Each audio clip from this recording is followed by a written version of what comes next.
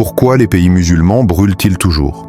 Est-ce un simple hasard ou une prophétie oubliée?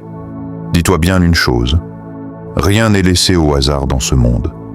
Si tu ressens de la douleur en voyant les bombes tomber, les larmes couler, les enfants fuir, alors tu n'es pas seul. Cette douleur que tu ressens, c'est peut-être le rappel d'une vérité qu'on veut nous faire oublier. Une vérité plus ancienne que les cartes géographiques. Une vérité gravée dans les versets, mais que beaucoup n'osent plus lire à voix haute. Tu as sans doute entendu 1000 explications politiques, stratégiques, économiques, mais personne ne t'a dit ce que nous allons dévoiler ici. Ce que tu vas entendre maintenant, tu ne l'entends ni dans les médias, ni même dans la plupart des mosquées. Car ici, on ne parle pas seulement d'actualité, on parle de réalité prophétique, des signes, des avertissements, des vérités que notre Oumma doit entendre aujourd'hui plus que jamais. Si tu es prêt à voir au-delà des apparences, alors like cette vidéo pour que plus de frères et sœurs puissent la découvrir. Abonne-toi si tu veux comprendre ce que cache la géopolitique derrière les versets. Et surtout, dis-nous en commentaire, ces guerres sont-elles politiques ou prophétiques? Ta voix peut réveiller un cœur endormi. Ton commentaire peut déclencher une prise de conscience. Ne reste pas spectateur, fais partie de ceux qui éveillent l'Oumma. On se lève le matin, on ouvre les yeux, et c'est toujours la même image. Des ruines, des pleurs, du sang. La Palestine gémit sous les bombes. Le Yémen meurt lentement dans le silence du monde. La Syrie se vide de ses enfants. L'Irak a vu ses civilisations réduites en poussière. L'Afghanistan, la Libye, le Soudan. La liste est longue, trop longue. Pourquoi toujours les mêmes victimes? Pourquoi la Oumma est-elle toujours en guerre, toujours en crise, toujours au bord du chaos? Est-ce vraiment politique? Est-ce simplement géographique? Ou est-ce spirituel? Le prophète Muhammad nous avait pourtant prévenus. Il avait dit « Vous serez nombreux, mais vous serez comme l'écume sur la mer ». Autrement dit, notre nombre ne fera pas notre force. Nous serons divisés, éparpillés, sans poids. Et aujourd'hui, n'est-ce pas exactement ce que nous voyons? Plus d'1,8 milliard de musulmans dans le monde, et pourtant impuissants face à tant d'injustices. Où est la force? Où est l'unité? Allah dit dans Sourate Al-Anfal, verset 46, « Et ne vous disputez pas, sinon vous échouerez et perdrez votre force. » La division est notre premier ennemi, pas les bombes, pas les armées, mais notre division intérieure. Quand la Oumma s'est détournée du lien sacré qui nous unit, la foi, le Coran, l'amour du Tawhid, elle s'est affaiblie. Et l'ennemi l'a su. Il n'a eu qu'à souffler sur les braises de nos querelles. Mais ce n'est pas tout. Ces conflits ne sont pas de simples guerres politiques. Ce sont des signes prophétiques, des rappels déguisés en drames. Nous avons tendance à lire les événements de ce monde avec les lunettes de l'actualité, mais Allah nous invite à les lire avec les lunettes de la révélation. Le prophète a dit que la Oumma se divisera en 73 groupes et que seul un seul sera sur la voie droite. Cela ne signifie pas que les autres sont perdus à jamais, mais que la division doctrinale est un des symptômes du déclin. Quand la sincérité disparaît, quand la religion devient un drapeau au lieu d'un chemin vers Allah, quand les intérêts personnels prennent le dessus sur la vérité, alors la Oumma se perd. Le cœur se durcit, les alliances se confondent, la foi devient fragile. Et ce que peu de gens réalisent, c'est que le déclin spirituel précède toujours la chute politique. Allah dit dans Sourate Al-Imran, verset 103, « Tenez-vous tous ensemble au câble d'Allah et ne vous divisez pas. » Ce câble, c'est le Coran. Ce câble, c'est la Sunna. Ce câble, c'est l'amour sincère de la vérité. Mais qui le tient encore fermement aujourd'hui? Qui ose encore dire la vérité quand elle dérange?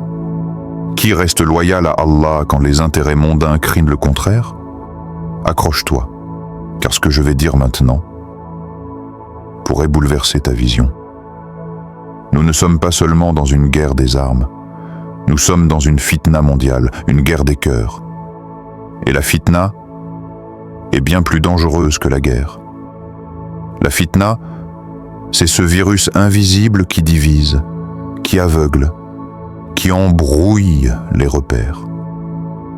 Aujourd'hui, elle passe par les écrans, les réseaux sociaux, les chaînes de propagande. On te pousse à juger un frère à cause de son accent, à mépriser une sœur pour son voile, à haïr un pays musulman parce qu'il ne pense pas comme le tien.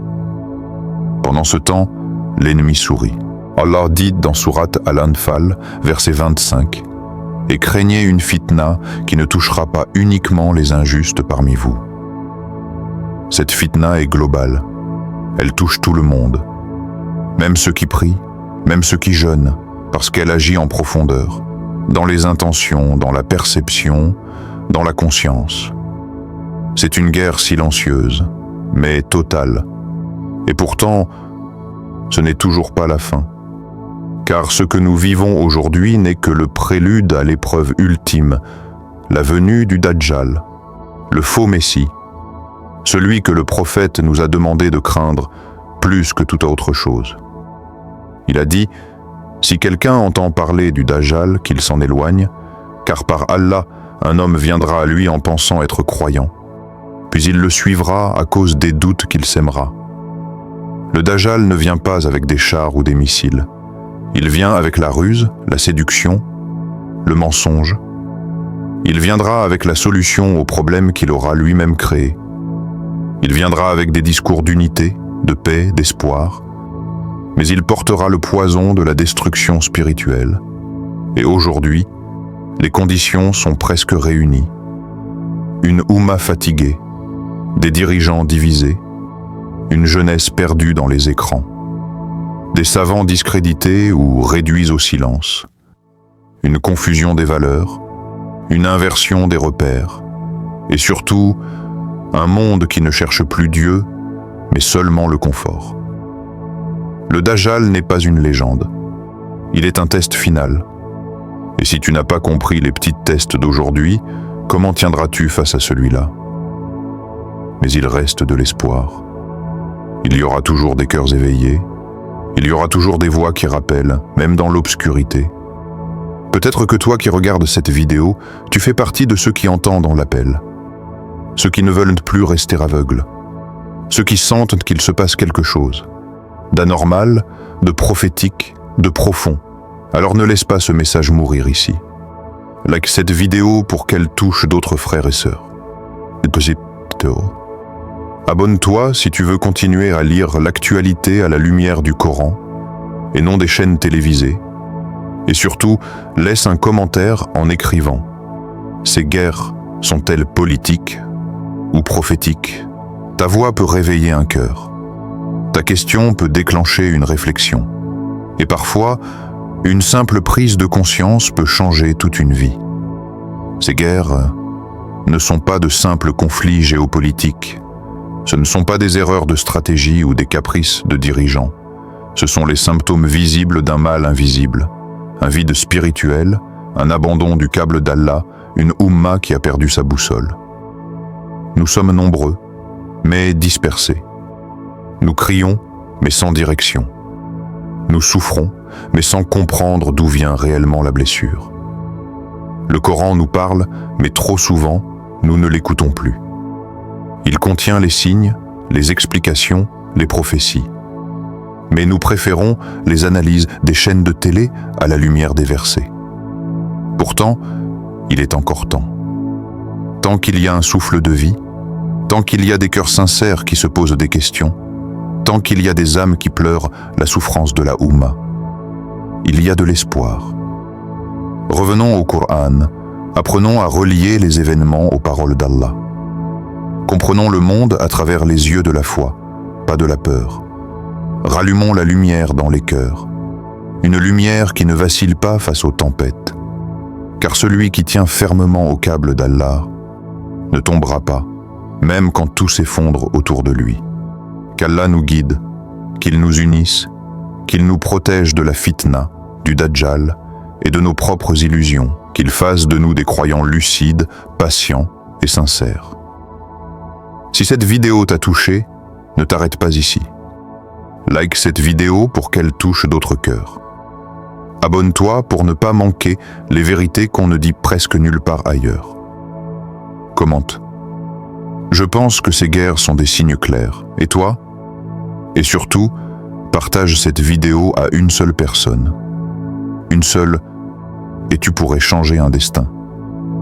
Clique ici pour voir la prophétie géopolitique oubliée sur la guerre à venir entre Israël, l'Iran et les grandes puissances. Ce que tu vas découvrir là-bas va te faire revoir toute l'actualité autrement.